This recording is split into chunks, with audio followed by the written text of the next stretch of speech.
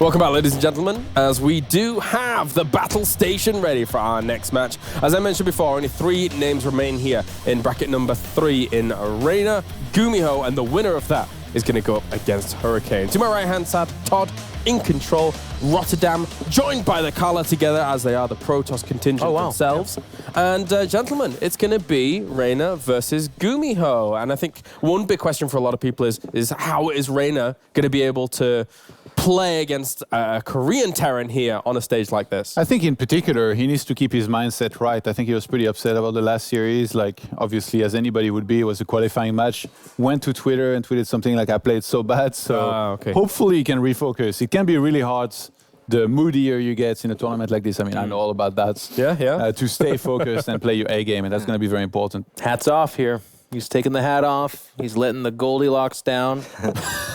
You know what? That's the funny thing about emotional players, which I would call Reynor emotional, but like in a good way is what I would typically say. When he's riding that high wave, he feels really good. But these tournaments are so difficult because you lose, and then you immediately have to turn that around and say, now you're facing GuMiho, and this guy is in the finals of GSLs and top 8s. He's like actually one of the best Terrans, and he does it by being a weirdo too, which is a huge thing to adjust to. That's the problem, I think, here for Reynor. I think Reynor absolutely has the skills to go toe-to-toe with some of those top Korean Terrans, but stylistically, I think GuMiho is maybe the worst of the Korean Terrans he goes up against. I think it's very safe to say we can expect Hellions and Cyclones from GuMiho here. And I have the feeling that Reynor does not shine against styles like that. We know Reynor. I mean, we can go over his Link play style multiple times, and we're going to do that a lot as long as we watch him play. And that's all accurate when he plays against Bio. But GuMiho will most likely not play Bio here. And stylistically, I'm very worried. I think this is a nightmare draw for Reynor. So GuMiho's a massive threat. Yeah. I mean, they call him the Towel Terran for a reason. He's got sweaty hands, but he also plays very differently than most people. What? That's true. Yeah, no, I love that you're spinning that into a caster moment, because they just call him the Towel Terran because of his sweaty hands. That was it. That's it. Keep going. I want to hear your reasoning. No, that was it. Like, they call him the Towel Terran for a reason. He's got sweaty hands. Over to you, but James. also, okay, my second point. My second point was he plays unconventional brand of Terran, obviously, with all of his mech and all that. Yes. That can be tricky to play against, as Roddy was saying. So hopefully for Reynor, he got some practice against that.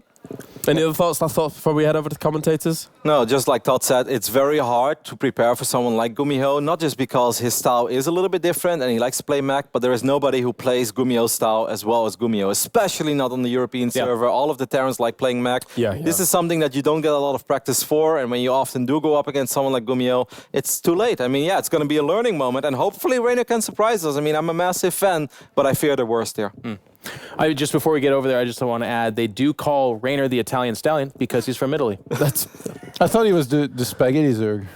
They might call him that too, because he likes spaghetti. There you go. That's how the cookie crumbles. It's time to head over to our commentary team to bring us this match. Let's go. All yours. Thank you, guys. An enlightening panel moment once again here. We are about to hop into an action-packed Zerg versus Terran. And I mean, what can you say? The Italian stallion versus Gumi God himself. That's right, and they call him Gumi God because, you know, his name's GuMiho. He's GuMiho, and he is a god. Yeah. No, he's a really good Terran player, in all seriousness. He's a bit of a mech guy, and it is kind of expected that he will go mech here. It's kind of really hit the meta in TVZ as well. A lot of Terrans that used to be the mech players that switched back into Bio, switching back into mech again, finding that new style, that Cyclone, Hellion, Hellbat style that a lot of Zerg's been having trouble with. We've been seeing a lot in WCS Win 2. We've been seeing a lot in GSL as well. You know, Fantasy loves this style. Fantasy does it every single TVZ. He'll do it. But you know, GuMiho, he's the inventor of battle mech. He created that kind of style. Yeah. People like you, Thermal and Fantasy, of course, perfected it. And GuMiho, I'm interested to see what he has here. Will it be your regular mech style? Will he do the Cyclone Hellion style that some Zergs be struggling against? And will Reynor be the one to struggle against it? Because I kind of disagree. I feel like Reynor actually should be okay against that sort of style, but I'll get to that in a minute. Let's introduce the players. The top right, from Psystorm Gaming, it is GuMiho. And facing off against him down here in the bottom left-hand side, the red Zerg player. He is Reynor.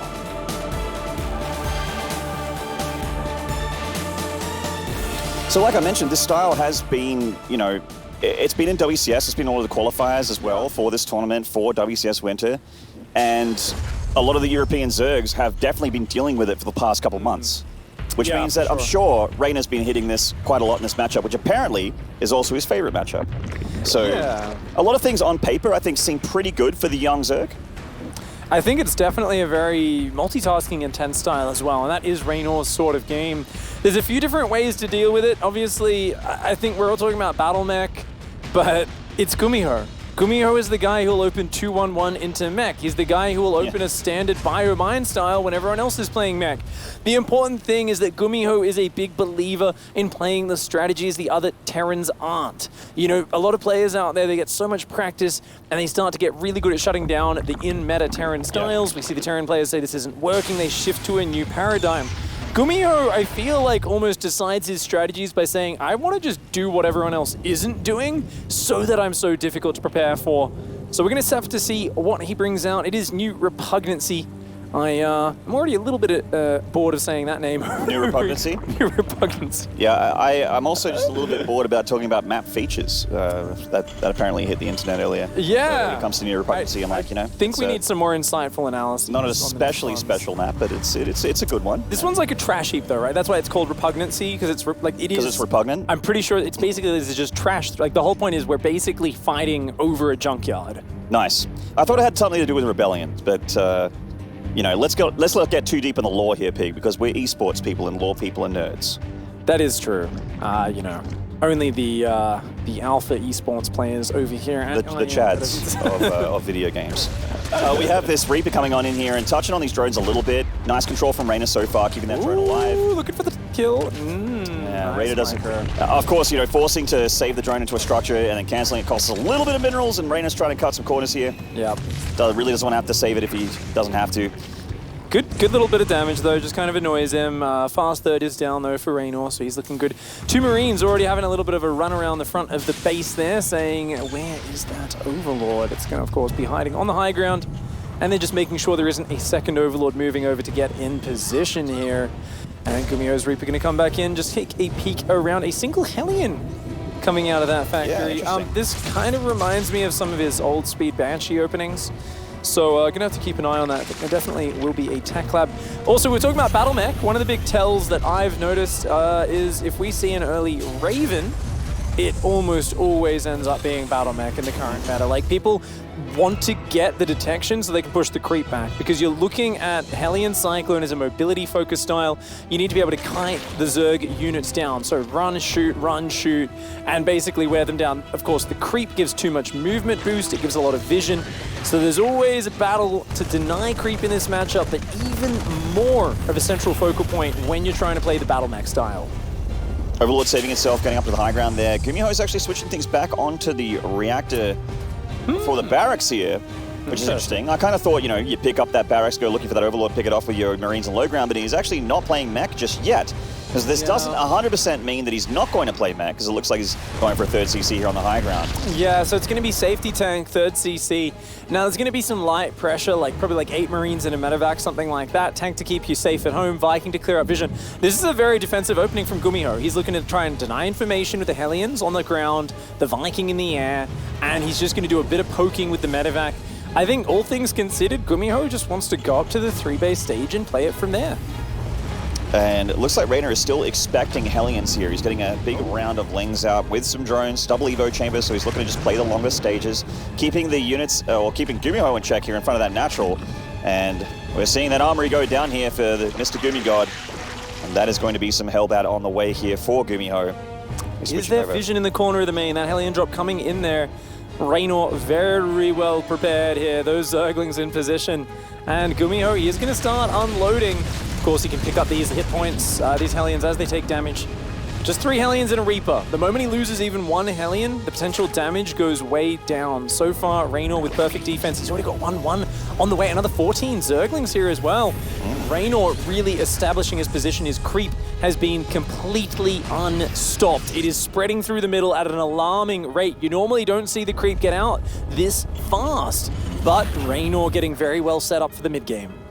Certainly, and we are seeing those extra couple factories go down for GuMiho. He's moving through the middle of the map here. Lings and Reynor do see it, Oh, a couple tanks coming across. Hellbat's morphing as well. This is a scary push, man. Yeah, I mean, he could even rally a few more Hellbats, but he's got to be careful of the Ling counter-attack. It's going to force a ton more Zerglings out here. Reynor, he's got to get his units together. His Queen's coming towards the front. That tank gets intercepted. Lovely pick off there for Reynor, but of course he's not out of the woods just yet. A lot of splash damage, a lot of anti-Ling countermeasures here. That medevac could even make sure that these Marines stay alive against a big committed surround by those Lings. Bailing Nest, I feel, is still pretty important here for Reynor. It is on the way, he agrees. I like that GuMiho is just threatening with this. He's forced a ton of units out of the Zerg, and he says, look, if I go on creep, you're going to be able to annihilate this easily. So he's just shifting around the edges, looking to slow down the creep, and he slowed down Reynor from kind of maxing out his 3 bases on workers. Now Reynor's going for the 4th. He's adding more drones. He's dropped that 4th base down as well. GuMiho going pretty deep on creep here, but he's going to pull back. Doesn't want to lose these units. And still no Banelings here from Reynor. He's just splitting up his Lings into chunks, waiting to potentially go for a surround. 1-1 is also about to finish for these Lings of Reynor, which are going to be obviously a pretty big chance for these Lings to have that spike in power. And this is the Reynor we know and love. Knowing that GuMiho is out on the map with a lot of his units, a lot of his attention is out on the map, so he goes for a counterattack, evacuates the 3rd base. Meanwhile, though, he's going to lose his 4th hatchery back at home. Yeah, 4th hatchery is going to get cancelled for sure. 3rd base, though, taking huge damage there. GuMiho is going to defend it at the same time. The Lings surround the army on the front, and it looks like that is going to get cleared up. Reynor only inflicting about 5 SCVs of damage, but heavily wounding the command center, delaying a lot of structures there, and does manage to, of course, do a bit of a punch to GuMiho in return. The creep now trying to get established. Infestation pit on the way, roach production starting up en masse. And that's the way to do it, man. And I love what we're seeing here from Reynor as well. A quick infestation pit. Hive is the way to deal with the style that we're seeing for GuMiho. We talked about it a lot in the early game, kind of assuming it would happen, and it is happening here in game number 1. We're seeing the lock-on spell upgrade here for the Cyclones. Those extra 2 factories, those 5 factory production for 3 bases worth of GuMiho. It's what you want. And with the Magfield Accelerator, these Cyclones will be putting a lot of damage on these hatcheries if they can get in range. But once you get the Vipers up, once you get a good number of Roach Hydra out, or Swarm Host, which is going to be the path here for Reynor, you can actually just really start to take easy trades against this kind of style. Yeah, Swarm Host is very interesting. It can work against this, but you usually need to add Infestors and land fungal growths on those Hellions and Cyclones because they've got so much mobility. And you can see GuMiho already out here with his first pack of Cyclones. I love the way he's going straight for +2 armor. No attack upgrades on this mech. And that's exactly what you do with Battle Mech. For anyone who's ever seen this style before, the Cyclones have a set amount of damage out of their lock-on. That is the main damage from this army. So it is all about their ability to tank a little bit while they dish that herd out. The Cyclones and the Hellions coming in, pushing back the creep a little bit. They do accidentally leave 1 active tumor there, but the Banshee's in the center of the map at the same time, and he spots the Swarm Hosts. GuMiho knows what he's up against. Certainly does, and there's also not a whole lot to body block for these Swarm Hosts, not a whole lot that shoots up for Reynor at the moment, except for Queens and Spore Crawlers. So it is going to be primarily just Roach and Swarm Hosts. There's those Queens, they do actually catch one of these Banshees, there is no cloak here. Takes him down. Now, what I like from GuMiho is that he's also making a good number of tanks here along with the Cyclones. He's made a bunch of them down here at this 3rd base to make defending bases a lot easier. So when you win the style, you're very active. You're out there on the map. You're always trying to pick off creep tumors. You're trying to get past hatcheries, which means back at home, you're quite vulnerable. Ooh, those Locusts trying to wedge them in here. Oh, GuMiho's got to get out of there. He's got to get out of there. Those Locusts are going for the flank. Ooh, and they do manage to take out a couple of Hellions, but GuMiho just barely slips out of the grip. As tanks are sieging up behind this, those Locusts are about to expire. And as you mentioned, Maynard, the tanks in the back, that's going to push this away. Certainly is. There's 3 tanks doing a lot of work there. Ooh, weak bile, unfortunately, on some of those Hellbats. The Banshee's finding a little bit of an opening, but of course there's Queens here with Reynor. Very big committed attack. Little cluster of Battle Mech down here at the bottom from GuMiho with medevac support as well. I love this coming from 2 different sides, using the mobility of this mech. GuMiho trying to engage on 2 fronts. The Roach Ravager is splitting up. Reynor has so much money, so many units to work with. He's got a big 77 worker economy, and he's allowed his Swarm Hosts to get across the map. That's the big problem now for GuMiho. Those Locusts gonna start to land on these Cyclones. Some of them are gonna go towards these siege tanks. The Ravager Biles coming in. The tanks are gonna fall. Certainly. Gets through the tanks. The Hellbats are the big threat here to those Locusts, but once they start to get thinned out, the tanks and the Cyclones get very, very vulnerable. They are just not that great against Locusts, against the big numbers of Roach Ravager. Reynor is pressing the issue here at the third base. GuMiho's evacuated all the workers. There's going to be another Locust round in a second here on these Swarm hosts. And when they're ready, GuMiho is going to take even more damage. He just doesn't have tons of answers here for these Locust waves. Yeah, I mean, some nice lock-ons starting to whittle down the Queens and the Ravagers, but so much damage has already been done to the Terran player. And we think, okay, cool, he's finally beating it back. But the Locusts coming in from the flank again. The Locusts are going to land on the backside of that army. They force it even further back. Now, the Blue Flames do actually get some good shots off.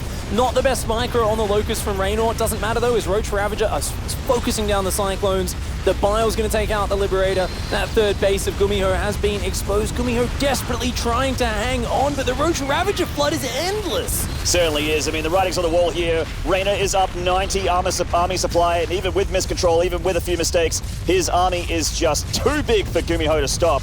And he's trying his best. Obviously, he's made some magic happen before, but I don't know if he'll be able to get it done here against Reynor. It's just way too much. GuMiho, every unit he bleeds down at the end of this third is getting chomped up by the jaws of this giant Zerg force. You know, it's so fascinating because if those mech units are able to just whittle you down on the map, it's a totally different story. But Reynor just pushed his way forward so quickly across the short distance on this map. He's managed to battle his way through GuMiho's territory. The planetary on the south gets focused down. That's massive. Reynor just bleeding GuMiho dry.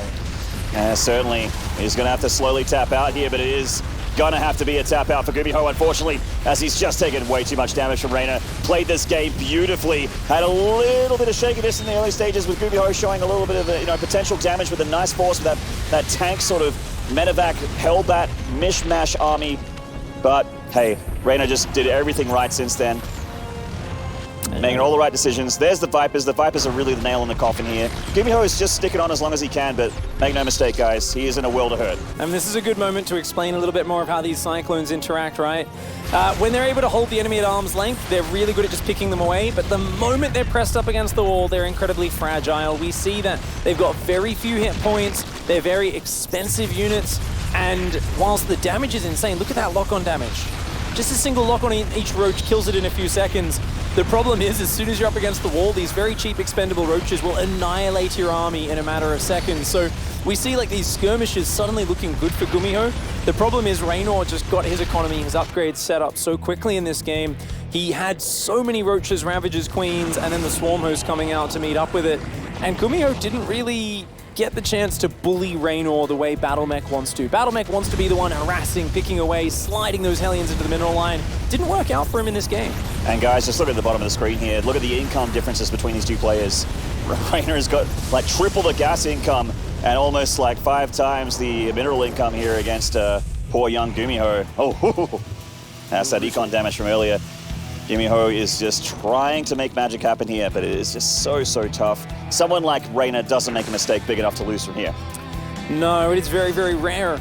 I do like to see this style out of GuMiho, and you know, it was an interesting opening. The couple of tanks and the way he veered around the middle of the map. I think losing one of the tanks was definitely huge. Just kind of letting that stray in the middle of the map. I think that was a big part of what weakened his follow-up push. I think Reynor here was very patient, and he kind of balanced his economy versus army very well. Didn't make a big, gigantic misread, even though he was playing against such a unique style. And now it's just been very tactical. The Swarm host always looking to come in from behind and kind of trap those Cyclones and Hellions. Hydras and Vipers are out now. Movement speed upgrade, the Muscular Ordnance is almost there. Reynor inevitably pushing forward. Certainly is. There's some of those Biles, there's those yoinks, and he's going to yoink himself game number 1 here away from GuMiho. Beautiful stuff here from the Italian Zerg. Very nice first game, finding himself on match point, potentially moving on against Hurricane. Either one of these players, one representative of every race in the bottom bracket at the moment. Got to be able to see if they could join Sue or Creator, already qualified through the third bracket. GuMiho already against the ropes. Well, looks like he might want to take a bit of a break. He's about to jump out of his chair there. Yeah. Reynor made that game look somewhat simple. He just kind of pushed through, knew exactly how to play against that style. And it's good to see because GuMiho, he's a player who can often surprise his opponents. Once he gets his sort of weird game going, he's very good at flowing and playing within the chaos. I mean, I remember back in the day, he was known for just always having like drops all over the place. It was always the scrappy, messy kind of chaotic games that he did so well in. Even a couple of years ago when he was doing mech when no one else was. I remember battle cruisers kind of just teleporting into bases, wiping out his opponent's economy in the late game while the fight was going on. He's just such a pioneer of creative Terran play, and to see him, you know, winning a GSL championship in the last year or two and really kind of getting to that tip-top level, it's just been very, very cool for all the Terran fans out there. Myself included, a big fan of GuMiho. I think part of the reason why his career has been so spiky and had big trenches as well as big peaks is because he is an innovator, because he doesn't follow trends, because he's the guy that's like, I think I can figure out a way to get this done. He's got his beakers and he's got his Bunsen burner in the lab of Terra. He's got his lab coat on and his big, like, you know, his eye protectors, and he's just creating builds. He's labbing Terran, figuring things out. And sometimes, like against that, you know, against Sue in that big GSL final, that was when GuMiho showed, hey, Thor drops, really sick when you're going mech. Yeah. You know, battle cruisers actually have a place in this matchup. Back before they had tactical jump, back before they were the scary unit that they Isn't are that today. crazy? And Thor drop's such a standard thing we think of now. Double Thor drop. Yeah, that's his baby. Like, he invented that. The first time we saw that, we were like, what is this? And he's like kind of picking up, sniping down a fourth base that's building, picking up, dropping elsewhere. He really did pioneer what I think we think of as the traditional mech style and Legacy of the Void now. So cool to see him here, trying out the battle mech, bringing it forward. You know, I think it's so interesting to look at the positioning because just that idea of battle mech and how you've got to try to keep your opponent at arm's length, right? It's like being the kind of superior striker in a boxing match. The moment they get in close, you're in trouble, right? But as long as you can keep them at that right distance where you're in range with the lock-on, but they can't actually hit you with the short-range roaches, you obliterate everything. We saw the Zerglings couldn't do much once the blue flames were out. But it was really cool to see the way Reynor always looked to flank with the Swarmers. He said, oh, look, you're fighting my Roach Ravager on the front. Let's try and sandwich you. So that's a big thing you can fall for with this battle mech. You've got to really keep an eye on the map control. In that case, GuMiho was using the Banshees to spot. He had a floating barracks as well. So it's really cool to see the dance between the Zerg who's trying to pincer the Terran and the Terran who's trying to keep up enough vision to stop that happening. All right, well, we're in game number 2 here. Let's see if this bloke in the top left can put a point on the board and tie it up. It is Psystorm Gaming's GuMiho. Gummy. Down here in the bottom right-hand side in the red, the Zerg player, it is Reynor. Represented by Gamers Origin. Been his team for a little while, since the end of 2018. And what a pickup. Psystorm Gaming, of course, supporting GuMiho since a long time now. He's really a mainstay of their roster, and I think Psystorm Gaming known as a team that does pick up a lot of these players right when they're about to explode. You know, yeah, True was another one of those. Ragnarok at the moment. Ragnarok well, for right? some reason. Yeah, Ragnarok's doing. He's already through. He's through. He smashed his group, so it's looking good here so far. Barracks wall off on the low ground, of course, does allow you to defend certain things a lot easier. I was about to make the criticism, and the Observer did it for me. The thing about walling off the low ground when you're on the top left of this map is that your add-ons are exposed. Yeah. Ravages, Roaches, Biles, even Zergling attacks. You could potentially pick off very important upgrades or even just halve the production if there's a reactor. You remember Wings of Liberty when it was always like very biocentric plays?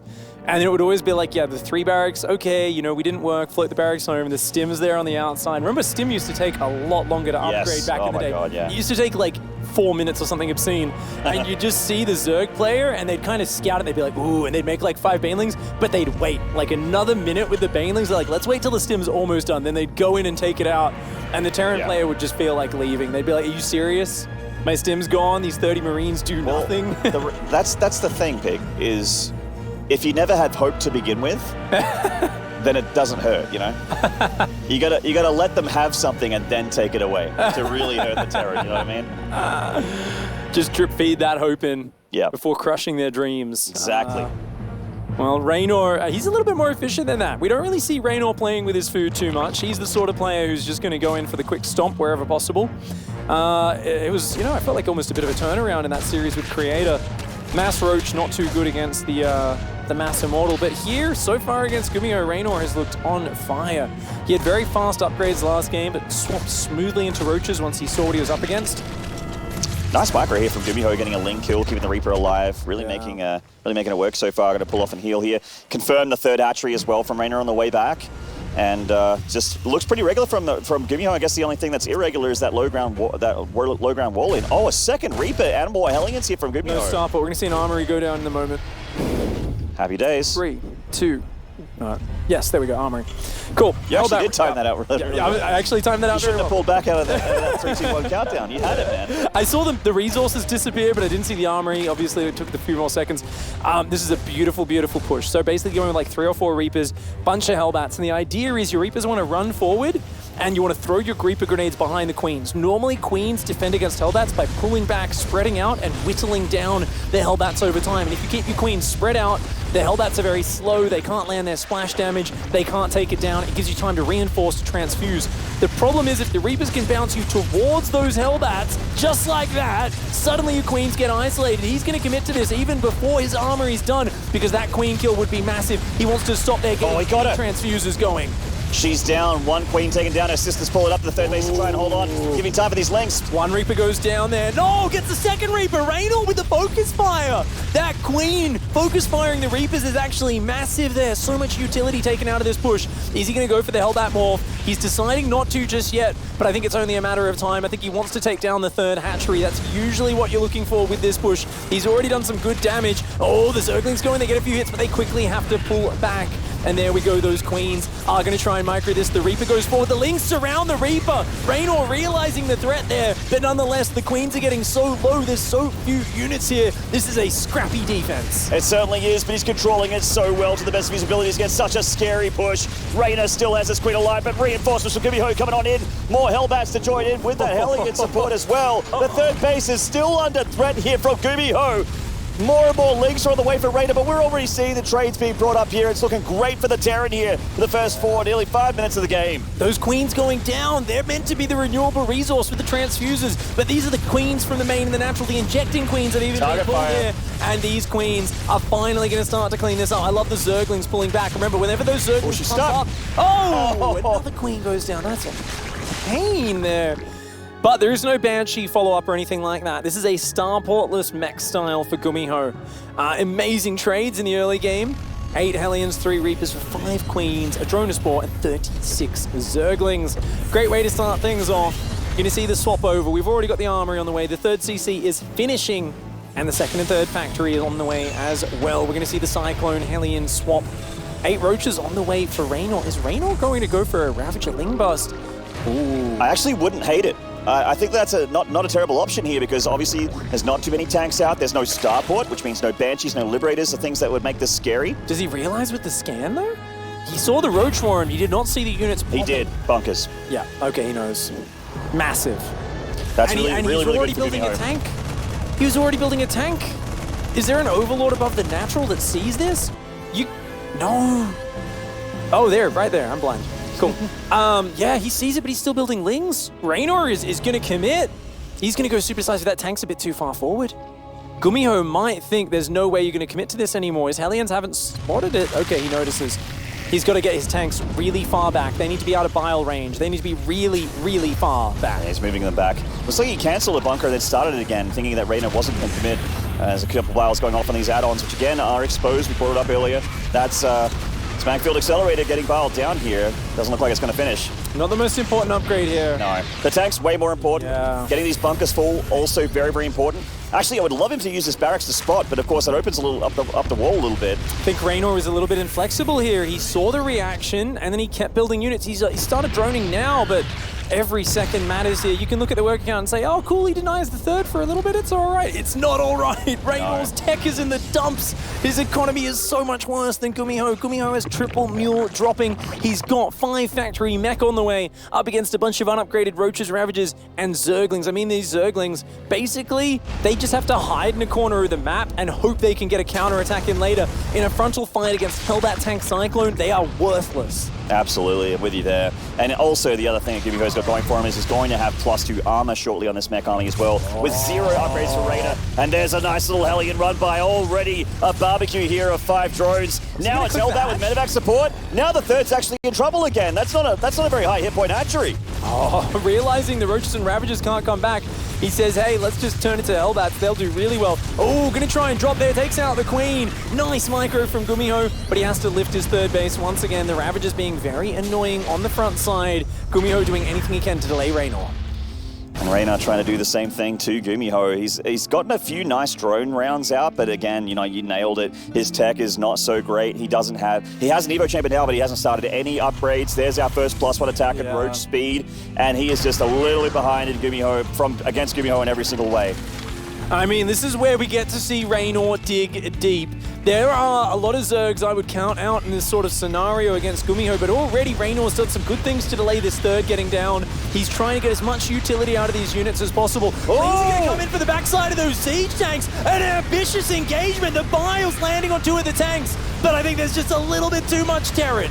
It's a lot of firepower here for GuMiho. That tank does get picked off at the end from Reynor. He digs in deep, but it is an overextension in the end. Getting rid of those tanks, the whole idea there was to be able to make that third defenseless so he could finish it off to do econ damage, but unfortunately the trades were not there. Reynor, at least, the only thing he's done here is kept GuMiho on his side of the map, got an infestation pit and a 4th hatchery down without being challenged. He took out some tanks, so maybe there's something to be said for that. I'm just impressed he had the balls to go for it. That was crazy. Who goes for that engagement? But he saw that there weren't that many aliens. He was like, hey, let's get these lings on the tanks. So, I mean, cool stuff that he's trying there. We see missile turrets on the way. GuMiho's worried about a mutaswap because he can see Reynor's doing these kind of fancy little moves.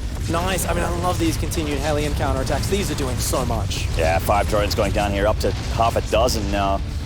And the Ravagers are body blocking these 4 Hellions to the front line, but GuMiho is really starting to kick into his stride, and when he starts, he can't stop. He is getting those Ravens out, and when the Raven starts to hit the field, that's when we're going to see the Cyclones and the Hellions start to actually hit the edge of that creep and really press the advantage here from GuMiho, already starting his Terran March of Death. All right, so this is where we see GuMiho. He's got a Raven out now as well. He's going 3 Cyclones, 4 Hellions at a time. And this is where we see him trying to get this sort of keeping his opponent at arm's reach. Harassment in the main, distracting at the same time. He's constantly trying to pick off units in the middle. The flank of Roaches. Beautiful flank. That's what we're talking about. These Cyclones are so vulnerable to being flanked. Really nicely done. I mean, GuMiho is fighting damage to the main base, being very, very annoying here against Reynor, but if Reynor can keep taking the big fights, the main engagements, and he can keep resetting the army here of GuMiho, there is still hope for him here in the series. Eating some big tag shots. That's a big anti-armor connection there on 80% of the army here of Reynor. He keeps pushing it back. Reynor just so good at fighting against this style. It just doesn't seem to be able to wear down these units. The Roaches and the Ravagers focusing down the Cyclones. No, the tanks have gone down. There's only like 2 Cyclones. The Hellbats realizing they have to morph and transform here. And these Ravagers are doing so much damage. And we were concerned that he wouldn't know how to fight against this style. Reynor is making it look easy. This maneuver from him. He knows exactly which engagements he can take and which he can't. And he's inside the natural, tearing it apart from the inside. 16 SCVs already down. And while GuMiho is still technically alive, he's taking insane damage for this attack from Reynor. High speed, agility focused, mobility focused, tactical matchups. This is where Reynor shines, and he loves playing against this. He's defending on so many fronts against these Hellions. He's attacking constantly with the Ravagers. He keeps finding the openings against those Cyclones. These Hellions continuing to murder the economy of Reynor. GuMiho's not going to give up. He is playing so fast right now. Both players are playing at 200% capacity. We've got ourselves a Raven trying to help out with an auto turret, but that's a little flaccid here against this army. Swarmhost coming in with a little bit of a Ravager sort of wall here, but it looks like it might be a little thin. Maybe the reinforcements of GuMiho can clean it up, and with that drone damage on the other side of the map, GuMiho might still be in this. Command Center does survive. He's got a 4th Command Center up as well. That needs to be an orbital. He desperately needs money right now. There's still Swarm Hosts on the map and a good Roach Ravager count. Yes, Reynor's economy is not pretty, but GuMiho's is a bloody mess right now. He needs to gather things together and be insanely efficient. The trades are so close. It's a little bit more gas here, a little bit less minerals there, but so close. Both players have been tearing each other apart. A nice little kiting here with a Cyclone lock on. Reynor didn't get this around then. Oh, got to go for the Roaches now. The flank of Ravagers, and Roaches coming in from the right-hand side. They focus down one of the Cyclones. That time, though, 2 Cyclones do fall, but a lot of the Roaches are punished for it. This is just so continually reliable, the flank here from Reynor. Just keep your eyes on the minimap. We keep missing it until the last second, as does GuMiho, simply because Reynor is so fluid with the way he splits these units up, and he always seems to find the unsuspecting angle. Reynor fighting himself with a big army supply lead right now. Now, a lot of it is in Swarm Hosts, and Swarm Hosts only fight when they have Locusts. So going to keep your eye on that as we see Hive and Hydra down the way here for Reynor. He knows that he needs Vipers eventually. He needs those upgrades as well. Nice little run by here from GuMiho, throwing around the relatively inexpensive Hellions. Well, normally they would be relatively inexpensive, but GuMiho actually doesn't have a ton of money in the bank. Yeah, GuMiho here trying to just rebuild his army count. He realizes his winning this game relies purely on the Cyclones and Hellions wearing down his opponent over time. That scan, maintaining the lock-ons, takes out 2 or 3 Roaches, forces out a Locust Wave on the defense. And we might say, look at the supply, look at the workers, Reynor's ahead. Yeah, he is, I don't argue with that, but he doesn't have a lot of creep, he doesn't have a lot of map vision or tech. And that's why he's splitting these Roaches off on the south side, but GuMiho's anticipated it. He was already rotating down here by the time the Roaches come into vision, and they are going to struggle to get anything done here. Great catch from GuMiho. So many lock-ons, been so many dead Roaches. He's gutting them down for free here. So much for that army supply lead. And yeah, you nailed it, Pig. I mean, you could be up 30 workers, but 30 workers doesn't stop this army. He needs to have the units. He needs to be in a position here with spellcasting units to be able to handle it without taking too terrible of a trade. These Queens trying to pick off the Banshee, trying to pick off the Raven, but easily moved back there from GuMiho. Reynor is trying to defend on home turf here. GuMiho could just dart to the left with some lock-ons, pick up a Roach, pick up a Hydra, and just avoid the Locusts. GuMiho is using his extended reach, his superior reach and range here of this army exactly the way he is supposed to. This is GuMiho in his element. Notice how these Cyclones, they kind of lock on and they just keep those Roaches just out of range. Whenever the Roaches turn to retreat, GuMiho quickly about faces and starts to chase them down. He's still on the front, he's still denying the creep spread, and he's wearing Reynor down. Reynor finally queuing up 3 Vipers. Those are the units which, with their abduct, can pull the Cyclones into close quarters. Both players in a very scrappy game. GuMiho's economy does not have a lot of depth to it.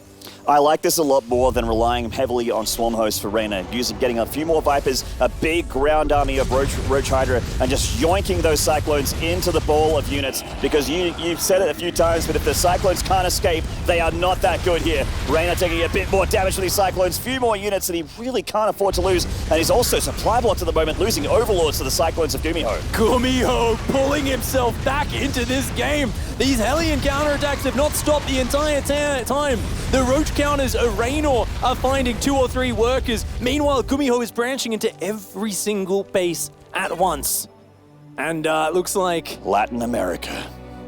How dare you? Oh, that is a frustrating moment, of course, for things, to have everything just kind of paused in the midst of it. Both players are under the gun right now. It is tense. The supplies are high, but GuMiho has all the momentum and all the tempo. And he's dragged himself back into this. Was he down like 60 supply? Yeah, I mean, maybe even more. He's clawing himself out of a Zerg pit right now. He might not have any fingernails left in the end, but he will probably get a map win. He's just playing so insanely well. I mean, it's not over yet. Yeah. With the Vipers coming out, there is the ability for Reynor to start abducting and start trading energy for kills. Yeah. And that's when the hope starts to stay alive for the Zerg. But GuMiho is playing this impeccably so far. And even though GuMiho's only, if we remember, it was about 160 supply or so, right? When we've just paused the game momentarily while we're sorting this tech issue out. We are going to be hopping back in momentarily, so we are going to jump straight back into game. Yeah, these Vipers are good, but at this point, the Zerg becomes a bit less mobile, and they need a lot of time between fights to get new energy. GuMiho needs to keep doing this. Split off Hellions, roast the workers. Oh my gosh, 26, 28 workers killed in total here. Reynor's economy has just been slaughtered. And GuMiho, if he can split his army in half, you get 4 Cyclones on the north side, you lock onto that hatchery, it's dead. Yeah, they've had high sec for a while here. Actually, did he restart it? Because he lost the upgrade earlier. Magfield? I'm pretty sure he has it. He's been knocking these Roaches down pretty fast. Oh, no. Oh my lord! Another catch. Wow, it's like 5 or 6 dead Roaches right there. That's the hive! That's the hive! Oh, he's not going to be able to finish it off, though. He's pulling too far back. And he's going to have to loot a few of those Cyclones, but... Man, that was getting dicey. I was really worried there for Reynor. Yeah, that was absolutely insane there. Does end up taking it down a little bit in the hit points, loses a bunch of Cyclones, and these Vipers, that's the resource for Reynor. He's down at 48 workers, his economy's trash. But those Vipers represent everything, and that's why he's got to babysit them. If those Vipers go down to lock-ons, then Reynor, he loses his renewability. He loses his ability to just keep on taking engagements. As it is, we see a lot of Hellbats in those medevacs ready to drop on the Hydras. So many Cyclones. Oh, man. Yeah, 27 Cyclones, about to be 31. That's insane here. But here come the abducts. It might not be enough for the abducts here because of the amount of units from GuMiho. There's the Hellbat duck and the Hydras. Massive damage from the splash damage of GuMiho. The army supply of Reynor still slightly in the lead, but took some big hit. I love the smell of burnt Hydralisk in the morning. GuMiho pushing forward. A massive Cyclones. He's got the Hellions above it. The Medevac's even doing a little bit of healing, and he's going to rotate around. He doesn't want to force his way into a bad engagement. Reynor, desperate to pull him away, is splitting roaches off, but I feel like GuMiho senses this every single time. He's also got that sensor tower on the south side, which is going to give him advance warning. These units are out of position, though, to be able to stop this counterattack. Ooh, he's way out on the map at the moment. No, he's not gonna. He's gonna die for it. The hive again. Oh! Big lock-on! It's gonna go down this time. That's gone. That's a disappearing trick right there. I thought we were watching GuMiho. Oh wow, where did this army come from? Just reinforcements. Stops the roaches, and now Reynor is. He's had his head of the tech cut off here. Yeah. Be able to get some infestors out at least, but just continuing to lose more and more units for these lock-ons for free for GuMiho. Reynor getting ejected here, running out of steam literally and figuratively here. I just don't know if you got to hold on anymore. Just facing this style, Maynard, it's not a good feeling when they play as flawlessly as GuMiho has to drag himself back in this game. It really does feel like someone just slamming the door shut on your face over and over again. Every fight, you start to feel so helpless. Let's look at that Cyclone count. Where's the Vipers? Where are they? I don't even know if there's any Vipers left. They might have died in the last engagement from those lock-ons. I think they did. That big engagement just here to the left of where the observer's looking right now. I think they died there. Yep. Without them, I mean, what's he got? A few infestors. Reynor's still got a big, gigantic army. But even if he sandwiches this, it's at that point where does he have enough damage to take this down? I don't think he has the numbers anymore. 5 medevacs filled. 5 medevacs filled with the Hellbats. He's going to try and drop in there. But a good retreat from Reynor. He saves his army, but he loses his last fresh mining base and every single worker on it. And I think that's what they say is GG, Pig. Way too much damage. Reynor does not have a hope in holding on anymore. He doesn't have anything to trade here except for more units, and he doesn't have the numbers. Trying to send out some locusts, but it's a paltry amount. Some Fuggles going down as well. But GuMiho can just barrel through with sheer numbers of Terror units. Roach is getting some counterattack damage, but I just don't think Reynor can stop this army. Yeah, that is huge. 140 supply of Cyclones. That is a huge army. Reynor helpless against this mass of mag field accelerated Cyclones. The Hellions adding in their anti-light damage, their splash as well. The medevac still floating overhead, and any excuse to drop the Bernie boys on top. It's a barbecue. They're all done. Toss another Ravager on the Barbie, mate, because you're done, Reynor. Looks like it is going to be tied up 1-1 apiece. I like my Zerg medium rare, but I guess GuMiho likes him really well done. He's coming down here to the south, rotating towards that natural. It's the last bastion of hope for Reynor, but all hope is lost at the moment in this one. He's got a little contingency of Zerg units at the left-hand side, trying to go for a bit of a flank at the moment, but with what? There's the GG. GuMiho ties it up 1 apiece. That was sick. That was just, woo! That was, I mean, GuMiho was in a good position early on. Remember that Ravager link timing that didn't quite work out, but great play there from GuMiho. We're going to have a quick update on the desk over with Colaris and the boys. That's right, thank you very much. We have a few updates going on here as well. Rotterdam, laptop number 1, you do have a Laser versus Hellraiser going on. Clash member versus the old one. Game 1 is like 6 minutes in. If you guys want, we can take a look at it real quick. Obviously, we don't want to make this a massive break because we're all excited for Reynor GuMiho Game 3. But let's hop into the laptop real quick. Hellraiser pulled a real Roddy. Thought you will appreciate this. He opened up with 2 adepts, sent them to the other side of the map, lost them to 8 Zerglings, got nothing done. But, you know, all Protoss players are pretty, you know, comfortable with that in this day and age. Other than that, he opened up with a Warp Prism. I'm excited to see where this goes. I felt that the laser was going to be hyper-aggressive, but now, 6 minutes into the game, it looks like it's actually gearing towards a nice, good old macro game. Is he going to pull a real Roddy, though, and make a ton of Phoenixes and still win No, he doesn't really do that kind of stuff. He likes his Immortals and Archon stud. All right, well, thank you very much, Rotterdam, for that update. I'm going to go over to In Control as well. Unfortunately, we had both of our games just randomly end at when that one was going on, just at the very end. But regardless, Trust versus DNS In Control. James, if we want to hop into my laptop, things are heating up pretty quick right here as well. Please don't. Don't do it. Don't do it. Anyway. They can see behind you that the game there it is. You took the bait. The infancy of a StarCraft game. From here, anything is possible. Wow. So just flip that kind of, but it is Trust 1-0 over DNS. Yes. It was an aggressive game. Both players made gateway units, and they kind of slobber knockered each other back and forth, and a lot of probes died. Slobber knocker, I like it. Yep. Yeah. And we have Todd, Soul versus Impact. You're getting into game 2, don't switch. Just give us an update. We're on the loading screen here, so definitely pre-intensity. Get in now! In game 1, Impact just, he stayed on like 60 plus drones, made a ton of roaches, attacked and killed him, so it was pretty straightforward. That's all I got. And that's it from us here at the desk, James. Back to you, casters. I feel like I'm in some never-ending nightmare. Let's go over to game number 3 as quickly as possible. Thank you very much, guys. Over to them. That's my kind of analysis, Pig. I think they really nailed it. Deep. They really nailed it over there at the desk. Very nicely done, boys. It was hopeful as well, you know, I like that. Anything can happen. I feel informed and satisfied at the same time. Just filling up our mind with beautiful, beautiful information about these StarCraft matches. And of course, we are going to be hopping right back into Reynor and GuMiho. The lobby for map 3 is up and ready. The game is counting down, so just about 30 seconds till we're in there. It is going to be King's Cove, one of my favorite maps because it has pretty seashells, and it also has big dinosaur skeletons around the edge of the map in the water with gold coins in them. So that is pretty cool. Aesthetically, it is one of my aesthetically, it's beautiful. Aesthetically, it is beautiful. It is one of my least favorite maps because I suck on it. Ah, that's, yeah. It's 100% of the reason why I dislike King's Cove. That does make sense. It's kind of like it's similar to Abyssal Reef, and while everyone loved Abyssal Reef and had some of the best matches at IEM Katowice last year, I sucked on that map too. In the bottom right here from Sidestalk Gaming with a beautiful game 2, this is GuMiho. Ooh, it's a fast hit. Nicely done. And up here in the top left, in the red, it's Reynor. Gamers Origin up against Sidestorm Gaming, and I kind of like to think about how things went.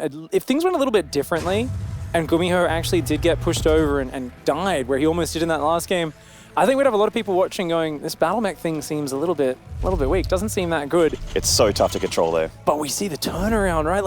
Then you see it in its element. Something like GuMiho, and he's got like 2 squads running around, and there's Hellions running into your mineral lines, and like he's slipping out of those flanks of the roaches that Reynor kept trying. And it suddenly just looks unfair. It's like, wow, the roaches just can't do anything against the Cyclones. So I love seeing just the difference in the execution. You know, StarCraft's such a momentum-focused game. Who can get set up, get the economy going, and get the position? And anything that creates a lot of movement like this style, oh, dude, just the movement around the map, I love watching these sort of games. King's Cove, though. One of those maps where getting those flanks that Reynor used so well from time to time is a little bit easier, I feel. You know, you have a lot of choke points, a lot of ambush potential as well with a few high ground ledges, some cliffs. Once the rocks go down here, those destructible rocks, of course. Yeah. And then it's wide open to be able to get surrounds on those units, you know, if GuMiho actually wants to play that style. I do, however, feel that King's Cove is a great map for like regular mech. If you wanted to go for like the Hellbat tank sort of style. Traditional mech, yeah. Thor drop tanks, Hellbats. That's actually kind of the hipster thing to do right now, since everyone's doing battle mech, you know. It's a bit of hipstery, you know what? Yeah. Sixlings are here on the way for Reynor nice and early. It was a pool first opening. GuMiho, of course, has not SCV scouted, and he's going for his second Reaper after his first. Okay, and normally there's 2 options. It's either a Reactor or a Marine, so you can't defend Zerglings coming. A Reaper popping out second, though, is going to be perfect for defending these Zerglings. It's going to pop out just after they arrive. They want to slow down this command center. Let's see how quickly. Can GuMiho save the SCV and dance that around? He's going to have to react very quickly. He's got a little bit on that Reaper still. Reynor also bringing off a few Lings to go towards the ramp, which also might be annoying. And the Reaper on the other side actually going to start to harass the drones while trying to defend at home with his own second Reaper. And he is going to start to pick off these units. GuMiho, of course, the player who defies the meta, does his own little twists and turns in his openings, and I like it. Command Center gets slowed down, but he is going to clean up these Zerglings. And at the end of it, was it worth it? I would say GuMiho's in a pretty decent spot, but it's not a huge investment. Both players kind of just progress to the next step. That SCV, ooh, the depot wasn't lowered. GuMiho, it does take a few extra seconds to put that mining back on, so Reynor disrupting the build. The game was looking great until that moment right there. So there's a little bit of a slowdown on that natural. So you have these 2 Reapers, which are nice, and of course can marry up and go across the map and still harass the Zerg a little bit. 2 Reapers are better than 1. But we are going to see the regular 1-1-1 switch over here for GuMiho, and we are going to see that reacted factory for some Hellions as well to get a bit of map control away from the Zerg. Ooh, Zergling's not in position to defend this third. Reaper's going to block it. That's annoying. You already have a delayed third when you open up pool first like this, and Reaper's going to do everything they can to delay that even further. That's frustrating, because you don't want to take the other third base. You can't go and take the one down in the bottom. It's terrible. It's appalling. It's wide open. It's hard to get to defend. Easy for your opponent to push. Reynor, a little bit frustrated by this. It's going to have to bring the Queens forward here. It's got 6 lings. Speed is just finished, so this Reaper's great awareness from GuMiho, though. Pulls them back as soon as possible. There isn't a whole lot of places for these Reapers to hide, so it looks like they might get taken down. Yeah, he's going to use that grenade. Oh, nice grenade. Nicely done, and does make it back to safety. Hellions and Banshees are on the way here, along with Cloak. And, Hello, always nice to see a little bit of Cloak coming out. There is a Marine in the main base clearing up an Overlord as well. Overlord does see that Cloak on the way. It's kind of the last thing you expect when you're playing GuMiho and you see that Tech Lab upgrading. You're like, is it a Raven? Is it a Liberator? But he's going to see the Banshee pop out, maybe. Overlord wants to see the unit pop. There it is. It sees it. Yeah, he was looking at it as well. He selected that Overlord just as it popped out. So Reynor knows what he's up against, has a fast lair, some Spore Crawlers on the way. Good old Hellbat Banshee, man. Haven't seen this in a minute. This is a bit of an old school build from a year ago. Plus, we're seeing it again here in TVZ, and it still is quite powerful. Oh, However, it kind of seems like Reynor knows it's coming, though. You know, Spore Crawlers, lair, lots of Queens. Does he have a Roach Warren? I don't think he has a Roach Warren, right? He tends to go for it kind of late, which is usually really good, but this is going to be like 10 Hellbats and 2 Banshees. Yeah, that is a little bit dangerous. It's a scary Perhaps he hasn't seen it after all. It's not something you really see too much at the higher level, because it's such a big commitment to go multiple Banshees and Hellbats hitting the front like that. It's like a later timing attack, so it's like an off timing, you know? It's one of these ones that surprises you because you don't see it very often. Seeing this many Hellions is a bit of a tell, though, with this Cloak Banshee. That is very, very scary. He instantly gets that Roach Warren. Ooh, the Banshee goes down. Yes? Ooh, no. Wiggles its way out of there. GuMiho. Damn, she's covered in butter. She's out of there. Is that so no Banshee kills just yet, then? Yep. How do you defend these Hellbats, though? That is a lot of Hellbats. Good number of Queens coming forward. GuMiho, yeah, definitely needs to consolidate those. The Ling counter coming in, though. Oh, no. What does GuMiho have at home? Oh, the Lings are actually surrounding these Hellions, and this is what Reynor is known for, those Ling counterattacks. The Hellbats are hitting on the front, but Reynor is finding lots of damage in that natural. Continuing to pile up here. A Hellion tries to hold on the line, but gets killed by those Lings, so the SCVs are soon to follow. Ooh, lots of SCVs going down. The Banshees finding lots of workers as well. Both sides in trouble. It all comes down to this fight to see who comes out on top. And those Queens, they are trapped in the mineral line, but they've got a lot of transfuse. The Hellbat count is getting worn down, and the Queens start to get roasted. The Reaper grenades adding their damage to the mix. There's even a Reaper in the main base. Oh, I don't know if Reynor has enough units. His roaches are starting to pop out, but he's taken so many worker losses. Yeah, look at the worker difference here. That is devastating for the Zerg. 29 workers against 41 SCVs. The counterattack was good, but it wasn't good enough. GuMiho has evacuated a third worth of drones, killing him with the Banshee. The Reaper fighting damage in the north, and then attacking from the south with those Hellbats. There's the Nidus Worm from Reynor, and this feels like a Hail Mary. Yeah, he's going to hope for it, and I mean, it's always got a chance of working. The problem with the Nidus is Cyclone. A single Cyclone with Magfield will annihilate that so easily if they spot where it's coming from. But it looks like Ling's on the way. Roaches, he's going to be morphing a lot of Ravagers with this, might even be bringing Queens along. It's an all-in counter-attack for Reynor. He wants to come back across here and see if he can end GuMiho, because he knows if that Cyclone count gets too high, he's just going to get annihilated. One of those Cyclones goes down! Big pick off there, and that upgrade that you talked about, I don't have it yet. Yeah, Cyclone gets picked up as well! These Roaches are just up against SCVs and the Hellbats now.